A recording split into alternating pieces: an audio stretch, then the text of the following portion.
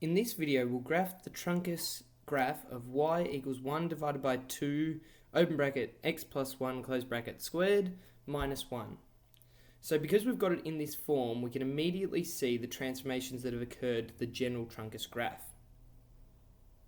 So the first thing we can notice is that it's dilated by a factor of a half from the x-axis, and that's because of the 1 divided by 2 that is out the front of the Truncus.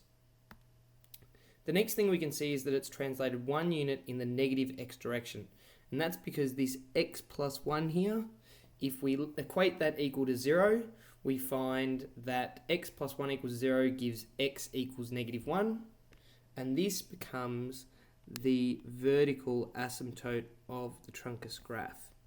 So we'll label that x equals negative 1. The final thing that we can see is that it's translated 1 unit in the negative y direction, and that's because of the minus 1 out here. So that's also the equation of the horizontal asymptote, which we can sketch in here, which has the equation y equals negative 1. Now the next thing we have to do is find the x and y intercepts of this graph.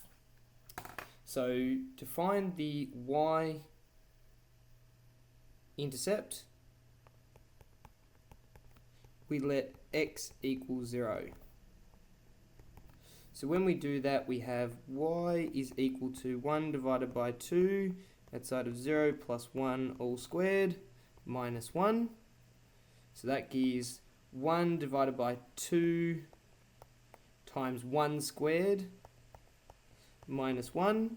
So the fraction is just equal to a half, subtract 1, and that equals negative a half.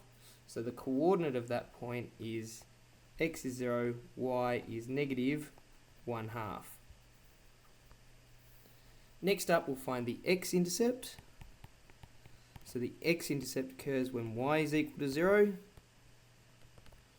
And when y is equal to 0, we find that 0 is equal to 1 divided by 2, x plus 1 all squared minus 1. So the next thing we'll do is we'll add 1 to both sides, and we find that 1 is equal to 1 divided by 2, x plus 1 all squared. So the next thing we'll do is we'll multiply both sides by 2, x plus 1 all squared, so that'll get the denominator to cancel off. So after we've done this, we have 2 open bracket x plus 1 all squared is equal to 1. And now we divide off by 2. So divide both sides of the equation by 2. And if we get a bit more working space over here, we'll find that x plus 1 all squared is equal to a half. If we take the square root of both sides, so we take the square root of the left hand side and right hand side, we have x plus 1 equals positive or negative square root of 1 on 2. And now the last thing we need to do is subtract the 1, sorry, it's getting a bit messy, and we have x is equal to minus 1 plus or minus the square root of 1 divided by 2. Just over here, we'll note that if we rationalise the denominator, x is equal to negative 1 plus or minus the square root of 2 over 2. And they'll become the two x-intercepts that we'll have. So now that we've got that, we need to just draw a positive truncus on this graph. So truncus graph looks something like this, and something like this. And then we can just label our points on there. So this point here is x is negative 1 minus square root of 2 on 2 comma 0. And this point here is negative 1 plus the square root of 2 on 2 comma 0. And the y-intercept, as we found before, is 0 comma negative 1 half. And that's the graph of the Truncus function. So the final thing we need to do is state the maximal domain and range of the function.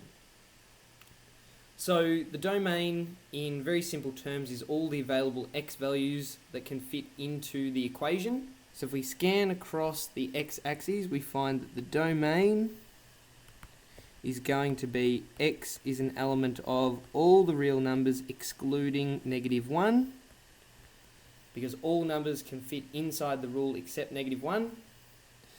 And the range, which is the set of all numbers that come out of the function, we can say that y is an element of, and if we scan up the y-axis, we can see that it starts at -1 not included and goes off to infinity. So on the next slide, we've just got all of that summarized and a neater graph drawn by a computer, so we can see all the same x and y intercepts as we found before, and over here we've got the maximal domain and range stated once again.